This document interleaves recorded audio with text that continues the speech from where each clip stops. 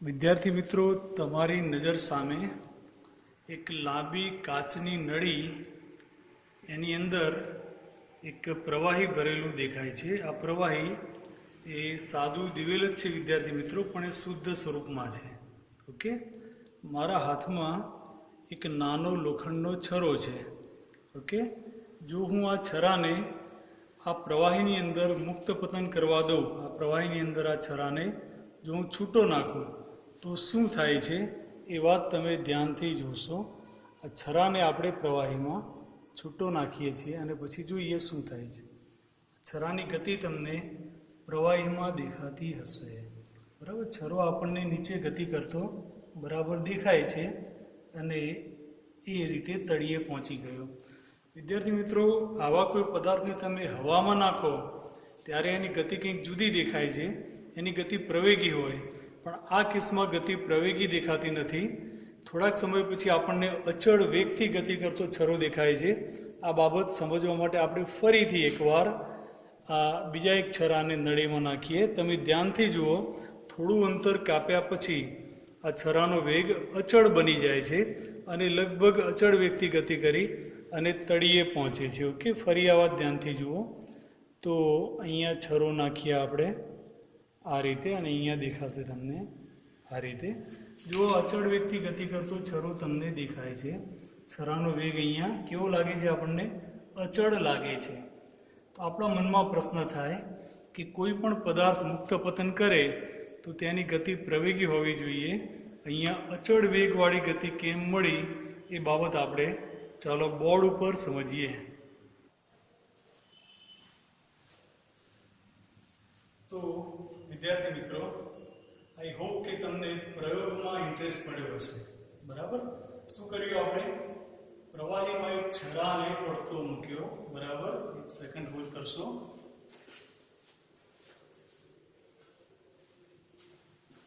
તો વિદ્યાર્થી મિત્રો, આપણને એવું જોવા મળ્યું કે જે છરો છે, બરાબર, છરો, નાનકડો છરો, એ પ્રવાહીની અંદર મુક્ત પતન કરે ત્યારે એનો વેગ જે આપણે વિચારીએ છીએ કે પ્રવેગી હોવો જોઈએ, પણ એ વેગ પ્રવેગી રહેતો નથી. પણ શું થાય છે? જો આને હવામાં પડતો મૂકું તો શું થાય છે?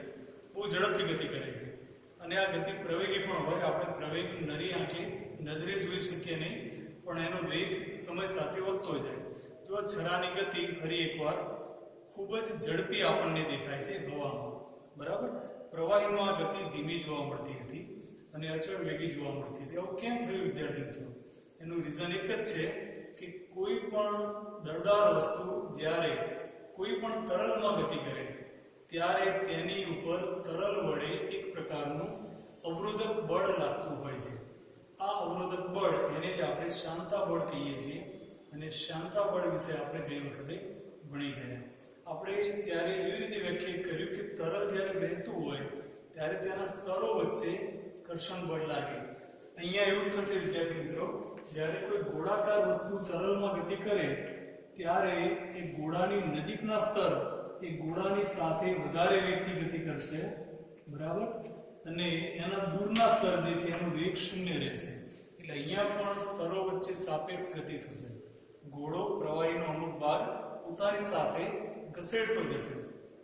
એટલા માટે અહીંયા સ્તરો વચ્ચે સાપેક્ષ ગતિ ઉદ્ભવશે અને એને કારણે શાંતા બળ એટલે કે શાંતાના ગુણધર્મને કારણે ગોળા પર અવરોધક બળ લાગે. આ ગોળો મતલબ કે કોઈ બી પદાર્થ લઈ શકાય, પણ અહીંયા આપણે ગોળાકાર લઈએ છીએ. જો પદાર્થ ગોળાકાર હોય અને એ તરલમાં ગતિ કરતો હોય તો તેની પર અવરોધક બળ કેટલું લાગશે? તો અવરોધક બળ વિદ્યાર્થી મિત્રો તરલની શાંતા ગુણાંક પર એ આધાર રાખશે, સાથે સાથે ગોળાની ત્રિજ્યા પર એ આધાર રાખશે અને ગોળાના વેગ પર આધાર રાખશે. તો આ સંબંધ દર્શાવતું સૂત્ર સ્ટોક્સ નામના વૈજ્ઞાનિકે સૌપ્રથમ પોતાની રીતે લેબોરેટરીમાં સાબિત કરેલું અને એનું આ સૂત્ર, એનો આ નિયમ સ્ટોક્સના નિયમ તરીકે જાણીતો છે. વિદ્યાર્થી મિત્રો, આપણે આ સૂત્ર સાબિત કરવાનું નથી, પણ આપણે આ સૂત્ર ખાલી જાણી લેવાનું છે. તો સ્ટોક્સનો નિયમ કોને કહેવાય? તો તરલની અંદર મુક્ત પતન કરતા ગોળાકાર પદાર્થ માટે, યાદ રાખો અહીંયા પદાર્થ ગોળાકાર હોવો જરૂરી છે. ગોળાકાર પદાર્થ જો તરલમાં ગતિ કરતો હોય, મુક્ત પતન કરતો હોય તો તેની પર લાગતું અવરોધક બળ એને આપણે F કહીએ તો એનું સૂત્ર થશે 6 પાઈ ઈટા r into v. 6 પાઈ તો અચળાંક થયો વિદ્યાર્થી મિત્રો. ઈટા એ આપેલા તરલનો શ્યામતા ગુણાંક બનશે. a અહીંયા સ્મોલ a લઈએ છીએ ત્રિજ્યા તરીકે આપણે, એ ગોળાની ત્રિજ્યા થશે અને v એ ગોળાનો તરલમાં વેગ થશે. અગત્યની બાબત એ છે વિદ્યાર્થી મિત્રો કે આ બળ જે રહ્યું, બરાબર, આ બળ એ તરલની અંદર પદાર્થ વેગના સમપ્રમાણમાં હોય છે. કોઈ પણ પદાર્થ કોઈ પણ તરલમાં ગતિ કરે ત્યારે એની પર લાગતું અવરોધક બળ તે એના વેગના સમપ્રમાણમાં હોય. વરસાદનું ટીપું એ વાદળમાંથી પૃથ્વી તરફ આવે ત્યારે તેની પર હવાનું અવરોધક બળ લાગે, એટલા જ માટે ટીપાનો વેગ અમુક સુધી વધી અને પછી અચળ બની જાય, ત્યારબાદ એનો વેગ વધે નહીં અને એટલા માટે ટીપા આપણને વાગતા નથી. બરાબર, આપણે ટીપાનો અંતિમ વેગ શોધેલો પ્રકરણ નંબર 5 કે 6 ની અંદર, એ તમને યાદ હશે. બરાબર, વરસાદના ટીપાનો અંતિમ વેગ શોધવાનો દાખલો આપણે ગણ્યો હતો. તો વિદ્યાર્થી મિત્રો, આ જે સૂત્ર બન્યું, આ સૂત્ર પોતે જ એ સ્ટોક્સનો નિયમ કહેવાય. બરાબર, અવરોધક બળ F બરાબર 6 પાઈ ઈટા a into v. ધ્યાન રાખો, a એ ગોળાકાર પદાર્થની ત્રિજ્યા છે. આ સૂત્ર ગોળાકાર પદાર્થો માટે સાચું બનશે. v વેગ અને ઈટા શ્યામતા ગુણાંક. હવે વિદ્યાર્થી મિત્રો, આમાં થશે એવું કે જ્યારે ઘોડો તરલમાં ગતિ કરતો હોય, અહીંયા એક આકૃતિ મેં દોરી છે, તમારા પુસ્તકમાં નથી પણ આપણે સમજણ માટે આકૃતિ અહીંયા દોરેલી છે. તો જ્યારે ગોળાકાર પદાર્થ તરલની અંદર ગતિ કરતો હોય ત્યારે શું થશે છોકરાઓ? એની ઉપર ટોટલ 1 નહીં 2 નહીં પણ 3 બળો લાગશે. ઘોડા પર ટોટલી 3 બળો લાગે. ઘોડાનું વજન બળ mg જે એને નીચે તરફ લઈ જાય તે. બીજું ઉર્ધ્વ દિશામાં આપણે વાત કરી હતી અવરોધક બળ. અવરોધક બળ હંમેશા ગતિની વિરુદ્ધ દિશામાં હોય. તો સ્ટોક્સના નિયમ મુજબ લાગતું અવરોધક બળ, એના માટે મેં સિમ્બોલ વાપર્યો છે અહીં FV. 6 પાઈ ઈટા r into v. જો ત્રિજ્યા લઈએ તો r અથવા 6 પાઈ ઈટા a into v સૂત્ર વડે એને રજૂ કરી શકાય. અને ત્રીજું બળ કયું વિદ્યાર્થી મિત્રો? યાદ કરો, આપણે આર્કિમિડીઝનો સિદ્ધાંત ભણી ગયા. તો તરલની અંદર કોઈ બી પદાર્થને ડુબાડવામાં આવે ત્યારે તેની પર ઉત્પ્લાવક બળ લાગે. તો આ ઉત્પ્લાવક બળ પણ અહીંયા લાગશે, જેને મેં ઇંગ્લિશમાં એને બોયન્ટ ફોર્સ કહેવાય. અહીંયા મેં એને FB વડે દર્શાવેલું છે. તો 3 બળો લાગશે. અધો દિશામાં એક જ બળ વજન બળ mg, ઉર્ધ્વ દિશામાં 2 બળ. બરાબર, કયા 2 બળ? ઉત્પ્લાવક બળ અને અહીંયા આપણે સ્ટોક્સના નિયમ મુજબ લાગતું અવરોધક બળ. વિદ્યાર્થી મિત્રો, જેમ જેમ વેગ વધતો જાય, શરૂઆતમાં વજન બળ વધુ હોય તો પદાર્થ નીચેની બાજુ ગતિ કરે, દેખીતી વાત છે. પણ જેમ જેમ અધો દિશામાં બળને કારણે પદાર્થનો વેગ વધતો જશે એમ અવરોધક બળ વધતું જાય. જેમ વેગ વધતો જાય તેમ આ બળ વધતું જાય. એક પરિસ્થિતિ એવી આવે કે જ્યારે વજન બળ અને આ બંને બળોનો સરવાળો બે સરખા બની જાય, એટલે કે અધો દિશામાં લાગતું બળ અને ઉર્ધ્વ દિશામાં લાગતા 2 બળો સરખા બની જાય. ઓકે, ત્યારે પદાર્થ ઉપર લાગતું પરિણામી બળ શૂન્ય બને અને ત્યારબાદ પદાર્થનો પ્રવેગ પણ શૂન્ય બને. તો બળ શૂન્ય તો પ્રવેગ શૂન્ય, અને એ સંજોગોમાં પદાર્થ જે છે એ અચળ વેગથી નીચેની બાજુ ગતિ કરશે. એટલે થોડી ગતિ, થોડી પ્રવેગી ગતિ બાદ પદાર્થનો વેગ અચળ બની જાય, એ યાદ રાખો. આ અચળ વેગ એને ટર્મિનલ વેગ, ટર્મિનલ વેલોસિટી અથવા તો ઘોડાનો અંતિમ વેગ પણ કહેવાય. શું કહેવાય એને? ઘોડાનો અંતિમ વેગ, અથવા બીજો શબ્દ છે ટર્મિનલ વેગ એને કહેવાય. તો આપણે આ ટર્મિનલ વેગનું સૂત્ર અહીંયા મેળવવાનું છે. તો ટર્મિનલ વેગનું સૂત્ર મેળવવા માટે વિદ્યાર્થી મિત્રો આપણે ડાયરેક્ટ એવી પરિસ્થિતિ ધ્યાનમાં લઈશું જ્યારે ઉર્ધ્વ દિશાના 2 બળોનો સરવાળો અધો દિશાના 1 બળ જેટલો થતો હોય.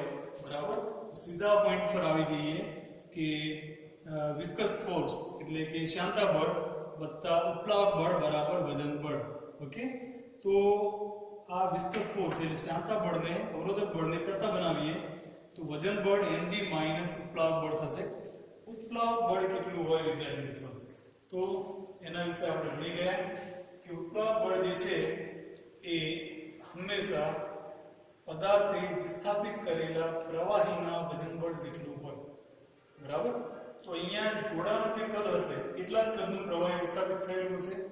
ઘોડાનું કદ અને વિસ્થાપિત થયેલા પ્રવાહીનું કદ બંને સરખા હોય, પરંતુ ઘનતા જુદી જુદી હોય. તો એટલા માટે ઉપલાક બળનું મૂલ્ય એ આપણને ઘનતા ગુણ્યા કદ કરવાથી એક દળ મળશે. ધારો કે વિસ્થાપિત થયેલા પ્રવાહીનું દળ mw ધારી લઈએ, બરાબર. અહીંયા મેં વોટર માટે w લીધું છે, લિક્વિડ માટે l લઈ શકાય. તો mw પ્રવાહીનું દળ છે માની લઈએ, વિસ્થાપિત થયેલા પ્રવાહીનું દળ ઇન્ટુ g કરશો તો એનું વજન બળ થશે. તો આટલા મૂલ્યનું ઉપલાક બળ આર્કિમિડીઝના સિદ્ધાંત મુજબ એ પદાર્થ પર ઉર્ધ્વ દિશામાં લાગે. વિદ્યાર્થી મિત્રો, માઇન્ડ વેલ આર્કિમિડીઝનો સિદ્ધાંત એ તમારા પુસ્તકના સિલેબસમાં નથી, ઇવન એનું સૂત્ર પણ આપ્યું નથી, છતાં પણ આપણે એને ભણ્યા હતા, ડિટેલમાં ભણ્યા હતા અને એનો ઉપયોગ થાય છે એ તમે જોઈ શકો છો. આર્કિમિડીઝના સિદ્ધાંતનો ઉપયોગ હજી પણ આવશે, બરાબર. તો એ સિદ્ધાંત ભણવો જરૂરી હતો, મેં તમને એ સમયે કહ્યું હતું. તો હવે ત્રણેય બળોના મૂલ્યો લખીએ વિદ્યાર્થી મિત્રો. તો ડાબી તરફ અવરોધક બળ સ્ટોક્સના નિયમ પ્રમાણે 6/η, આ નિયમ પણ તમારી બુકમાં ત્રિજ્યાને a કહેલું છે. તો આપણે અહીંયા સ્મોલ a લખશું સિમ્બોલમાં, 6/η બરાબર. આ શું થયું? તો ગોળાનું વજન બળ. કેવી રીતે? તો m × g. હવે દળ કેવી રીતે મળે? તો ઘનતા ગુણ્યા કદ.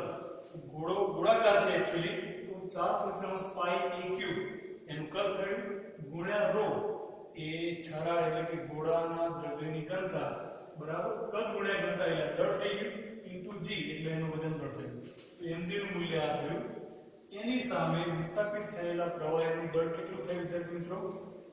તો વિસ્થાપિત થયેલા પ્રવાહીનું કદ ગુણ્યા ઘનતા. કેટલું પ્રવાહી વિસ્થાપિત થશે? તો ગોળાના કદ જેટલું જ. વિસ્થાપિત થયેલા પ્રવાહીનું કદ ગોળાના કદ જેટલું જ હોય, કારણ કે ગોળો ડૂબેલો છે. તો 4/πa³ એ પ્રવાહીનું કદ થયું ગુણ્યા પ્રવાહીની ઘનતા. પ્રવાહીની ઘનતાને આપણે અહીંયા સિગ્મા લઈએ છીએ, ઓકે. તો કદ ગુણ્યા ઘનતા કરવાથી વિસ્થાપિત પ્રવાહીનું દળ મળે, એને g વડે ગુણીએ એટલે પ્રવાહીનું વજન બળ થશે અહીંયા, બરાબર. તો વિસ્થાપિત થયેલા પ્રવાહીનું વજન બળ એ જ ઉપલાક બળ થયું. ઉપલાક બળનું મૂલ્ય આપણે અહીંયા મૂકીએ. ઉપલાક બળ આર્કિમિડીઝના સિદ્ધાંત મુજબ ઉપલાક બળનું મૂલ્ય લખીએ તો 4/3πa³ × સિગ્મા × g તમને મળે, બરાબર. તો આ બાબત ખાસ સમજવાની હતી કે ઉપલાક બળ કેવી રીતે આવે. બસ વિદ્યાર્થી મિત્રો, પછીનું કામ સરળ છે. આ સૂત્રમાં ρ અને સિગ્મા સિવાય બધું કોમન છે, બધું જ સામાન્ય કાઢી લઈએ. તો જમણી તરફ 4/πa³ × g બધું શું કરીએ છીએ આપણે? સામાન્ય કાઢીએ છીએ. તો કૌંસની અંદર બાકી બધું ρ - સિગ્મા. ρ - સિગ્મા અહીંયા બાકી વધ્યું, બરાબર. હવે આના પરથી આપણે ટર્મિનલ વેગ, જ્યારે વેગ અચળ બને ત્યારે એને ટર્મિનલ વેગ કહેવાય, અંતિમ વેગ કહેવાય, એને vt વડે દર્શાવીએ. એટલા માટે આપણે સૂત્રમાં વેગ v ની જગ્યાએ vt લખ્યું છે. તેને કરતા બનાવીએ વિદ્યાર્થી મિત્રો. vt ને કરતા બનાવો તો 6πη × a જમણી તરફ છેદમાં જશે. a ની 2 ઘાત હતી, a ની 3 ઘાત હતી, અહીંયા 1 ઘાત, a ની 1 ઘાત કેન્સલ થાય એટલે એનો વર્ગ વધે ને અહીંયા રહેવા દીધો છે. ઉપરાંત 4/3, આ 6 જો છેદમાં જાય તો 6 × 3 18, છેદમાં 18 આવે, અંશમાં 4 આવે. 4/18 છેદ ઉડાડો 2/9, 2/9 વધે એ મેં અહીંયા લખેલા છે, બરાબર. બીજું કે પાઈ બંને તરફથી કેન્સલ થઈ જશે. શું થશે? પાઈ બંને તરફથી કેન્સલ. a ની 1 ઘાત કેન્સલ થઈ, ઈટા એ છેદમાં આવશે અને g જેમના તેમ જ રહેશે. તો બાકી જે સૂત્ર આપણને મળશે એ અંતિમ વેગ માટેનું સૂત્ર vt બરાબર, ટર્મિનલ વેગ vt બરાબર 2/9 × a²g/η ઇન ધ બ્રેકેટ, જેમ હતું તેમ જ ρ - સિગ્મા, બરાબર. તો કોઈ ગોળાકાર પદાર્થ કોઈ તરલની અંદર ગતિ કરતો હોય તો તેનો અંતિમ વેગ અમુક સમય પછી, થોડીક જ સેકન્ડો પછી આ વેગ મળી જાય. તો થોડાક સમય પછીનો એનો વેગ અથવા તો અચળ વેગ મળે. અંતિમ વેગ એનું સૂત્ર થયું વિદ્યાર્થી મિત્રો 2/9 × a²g/η in the bracket ρ - sigma. જ્યાં ρ શું છે? તો ગતિ કરતા પદાર્થની ઘનતા અને સિગ્મા જે તરલની અંદર ગતિ થઈ રહી છે તેની ઘનતા. વરસાદના ટીપાનો પણ આપણે ટર્મિનલ વેગ આ રીતે શોધી શકીએ. હવે વિદ્યાર્થી મિત્રો, એક ઉદાહરણ નાનકડું એ આપણે અહીંયા ગણીશું. ઉદાહરણ 10.9 તમારી પુસ્તકમાં આપેલું છે. બહુ સરળ છે, અઘરું નથી, પણ એને આપણે ગણી લઈએ એટલે એ સિલેબસમાં આગળ વધે. એનો પ્રશ્ન હું અહીંયાથી વાંચું છું. આકૃતિમાં દર્શાવ્યા મુજબ તમારી ટેક્સ્ટમાં આવી એક આકૃતિ છાપેલી છે, તો આકૃતિની નજર સામે રાખશો અને બોર્ડ ઉપર પણ એવી આકૃતિ દોરેલી છે. આકૃતિમાં દર્શાવ્યા મુજબ 0.10 મીટર સ્ક્વેર 0.10 મીટર સ્ક્વેર ક્ષેત્રફળનો ધાતુનો એક બ્લોક એક આદર્શ ગરગડી પરથી પસાર થતી દોરી દળ રહિત અને ઘર્ષણ રહિત દોરી મારફતે 0.010 કેજી દળ સાથે જોડેલ છે. મતલબ કે આ બ્લોક આપેલો છે આપણને, એ આ સપાટી પર મૂકેલો છે. આ ગરગડી પરથી દોરી પસાર કરી, બ્લોક સાથે જોડેલી દોરી બીજો છેડો ગરગડી પરથી પસાર કરી અને આ બીજું એક દળ એની સાથે જોડેલું છે. એ દળ તમને આપેલું છે 0.010 કેજી, બરાબર. એટલે લગભગ 10 ગ્રામ થયું. આ પેલું દળ 100 ગ્રામ થશે. 100 ગ્રામ છે તો 10 ગ્રામ છે. ઓકે. અચ્છા, હવે પ્રશ્ન એ છે કે જો પ્રવાહીનું 0.3 મિલીમીટર જાડાઈ ધરાવતું સ્તર બ્લોક અને કોષ્ટક વચ્ચે રાખેલ છે, એટલે નીચેની સપોર્ટ અને બ્લોકની વચ્ચે પ્રવાહીનું 0.3 mm જાડાઈનું સ્તર અહીંયા રાખેલું છે. વિદ્યાર્થી મિત્રો, આ સ્તરની વાત ચાલે છે. ઓકે. તો બ્લોકની નીચે અને સરફેસની ઉપર એક પ્રવાહી પહેલેથી રાખેલું છે. ઓકે. બ્લોકની ગતિ કરવા દઈએ ત્યારે 0.085 મીટર પર સેકન્ડની અચળ ઝડપથી જમણી તરફ ખસે છે. અચળ ઝડપથી બ્લોક જો જમણી તરફ ખસતો હોય એની ગતિની દિશા આ તરફ રહેશે. ઓકે. તો પ્રશ્ન એ છે પ્રવાહીનો શ્યાનતા ગુણાંક નક્કી કરવો. પ્રવાહીનો શ્યાનતા ગુણાંક શોધવાનો. વિદ્યાર્થી મિત્રો, શ્યાનતા ગુણાંકનું સૂત્ર આપણે ભણી ગયા. આકાર પ્રતિબળ ભાગ્યા આકાર વિકૃતિ, એટલે વિકૃતિનો દર છેદમાં આવશે. તો એના માટે સૌથી પહેલું આકાર પ્રતિબળ શોધો. તો બળ ભાગ્યા ક્ષેત્રબળ. અહીંયા પદાર્થનું વજન બળ, આ દળ અહીંયા લેવાનું થશે તમારે. અહીંયા જે તમે દળ શોધશો એ આ પદાર્થનું આવશે, ધ્યાન પર રાખશો. ઓકે. તો બળ mg ભાગ્યા a કરવાથી પ્રતિબળ પડી જાય આપણને. આ પ્રતિબળ દોરીની અંદર તણાવ મારફતે બીજા બ્લોક સુધી પહોંચે છે. તો બ્લોક ઉપર લાગતું બળ જે થશે વિદ્યાર્થી મિત્રો, એ પણ એના જેટલું જ થાય. બરાબર. તો એના આધારે આપણે અહીંયા પ્રતિબળનું મૂલ્ય શોધી લીધું. બરાબર. આ m જે છે આનું દળ આપણે લેવાનું થશે, એ ધ્યાન રાખશો તમે. પછી વિકૃતિનો દર. તો આપણે શ્યાનતા ગુણાંક વખતે વિકૃતિનો દર એ વ્યાખ્યાયિત કર્યો હતો, તમને યાદ હશે બધાને. બરાબર. તો વેગ ભાગ્યા લંબાઈ કરવાથી મળે છે, એ પણ તમને યાદ હશે. વિકૃતિનો દર વેગ ભાગ્યા લંબાઈ. જો અમે અહીંયા એકે સૂત્રમાં કિંમતો મૂકી નથી, આપણે જોઈએ છે શ્યાનતા ગુણાંક. તો શ્યાનતા ગુણાંક બરાબર પ્રતિબળ ભાગ્યા વિકૃતિનો દર. તો પ્રતિબળ mg upon a ભાગ્યા વિકૃતિનો દર v upon l છેદમાં લખો એટલે વ્યસ્ત થઈ ગયું. ઓકે. તો mgl upon ab. ઓકે. તો આ થઈ ગયું સૂત્ર, અને આમાં તમે કિંમતો મૂકો હવે. બરાબર. દળ m into g into l. બરાબર. વોટેવર જેની કિંમત થતી હોય તમે અહીંયા મૂકો. બરાબર. આ કિંમતો એ થોડી જુદી હશે, પણ તમે આની અંદર યોગ્ય કિંમત મૂકશો વિદ્યાર્થી મિત્રો, અને એને સાદુરૂપ આપશો. દળ m જે કંઈ આપ્યું હોય તે g નું મૂલ્ય ગુરુત્વ પ્રયોગ 9.8 લઈશું. l નું મૂલ્ય જે આપ્યું હોય તે. બરાબર. 8 છે તો ક્ષેત્રફળ આપેલું છે અને v વેગ આપેલો છે. તો બધી કિંમતો મૂકી અને જો સાદુરૂપ આપીએ તો એક મૂલ્ય તમને મળશે 3.45 ગુણ્યા 10⁻³ pascal into second. Pascal into second એ શ્યાનતા ગુણાંકનો એકમ છે. વાત તમને યાદ હશે. તો વિદ્યાર્થી મિત્રો, આ થયો એક નાનકડો એક્ઝામ્પલ. બરાબર. કંઈ મોટી બાબત છે નહીં આમાં. શું કર્યું આપણે? સૌપ્રથમ પ્રતિબળ શોધ્યું બળ ભાગ્યા ક્ષેત્રફળ કરીને, અને ત્યારબાદ આપણે વિકૃતિનો દર શોધ્યો.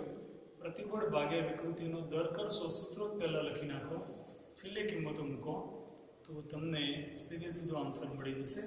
એક નાનકડું એક્ઝામ્પલ હતું.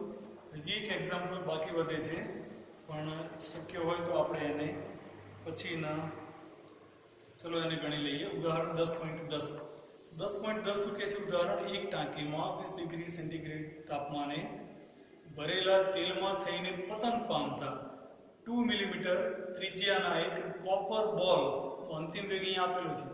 એનો અંતિમ વેગ કેટલો છે? 6.5 સેન્ટીમીટર પર સેકન્ડ. સેન્ટીમીટર પર સેકન્ડમાં છે, યાદ રાખજો. મીટર પર સેકન્ડમાં ફેરવવું પડશે. તો 20 ડિગ્રી તાપમાને એટલે કે તેટલા તાપમાને તેલની શ્યાનતા ગણો. બરાબર. તો વિદ્યાર્થી મિત્રો અહીં અંતિમ વેગ માપી અને તેલની શાંતા ગણવાની છે. તેલની ઘનતા આપેલી છે અને તાંબાની ઘનતા પણ આપેલી છે. કિંમતો તમારે સૂત્રમાં મૂકવાની થાય. આપણે આ લેક્ચરની શરૂઆતમાંથી એક્સપેરિમેન્ટ જોયું વિદ્યાર્થી મિત્રો. એ એક્સપેરિમેન્ટ પ્રવાહીની શાંતા શોધવા માટેનો જ પ્રયોગ છે. એની અંદર અંતિમ વેગ માપી લેવામાં આવતો હોય છે. મતલબ બે પોઝિશન માર્ક કરવામાં આવે એમાં, બરાબર. એની અંદર તમે ધ્યાનથી જોયું હોય તો પાછળ કાગળ લગાડેલું હતું અને માર્કિંગ્સ હતા. તો બે પોઝિશન એવી રીતે માર્ક કરીએ કે બંને વચ્ચેનું અંતર જાણીતું હોય. દાખલા તરીકે 50 સેન્ટીમીટર અંતર રાખ્યું તો પહેલી પોઝિશન પર આવે જ્યારે છરો ત્યારે સ્ટોપ ક્લોક ઓન કરીએ અને એ છરો બીજી પોઝિશન પર આવે ત્યારે સ્ટોપ ક્લોક ઓફ કરીએ તો સમયગાળો મળી જાય. તો અંતર 50 સેન્ટીમીટર ભાગ્યા સમય એવું કરવાથી આપણને અંતિમ વેગ મળી જાય. અંતિમ વેગનું મૂલ્ય જો આ સૂત્રમાં મૂકી દઈએ અને ઈટાને કરતા બનાવીએ, આ સૂત્રમાં જો ઈટાને કરતા બનાવીએ તો આપણને શાંતા ગુણાંક મળી જાય. શું થશે સૂત્ર? q/9 a²g upon vt. vt છેદમાં આવશે into ρ - સિગ્મા. ρ અને સિગ્માની કિંમતો તમને આપેલી છે. તાંબાની ઘનતા ρ લઈશું આપણે અને પ્રવાહી જે કીધું છે તેલ એની ઘનતાને સિગ્મા કહીશું. બસ તો આમાં કિંમતો મૂકી સાદુરૂપ આપો, બરાબર. આઈ એમ શ્યોર કે સૂત્રમાં કિંમતો મૂકી અને તમને સાદુરૂપ આપતા આવડશે. આ રીતે ઉદાહરણ 10.9 જે છે એ તમે આરામથી ગણી શકશો. ઉદાહરણ 10.9માં કશું જ નથી. અંતિમ વેગના સૂત્રમાં કિંમતો મૂકવાની છે. ઈટા એને કરતા બનાવીને તમારી ઈટા શોધી લેવાનો થાય, બરાબર. તો દાખલો જાતે પૂરો કરી લેશો. બાકીનું કામ ઓકે નોટબુકમાં લખી લેશો.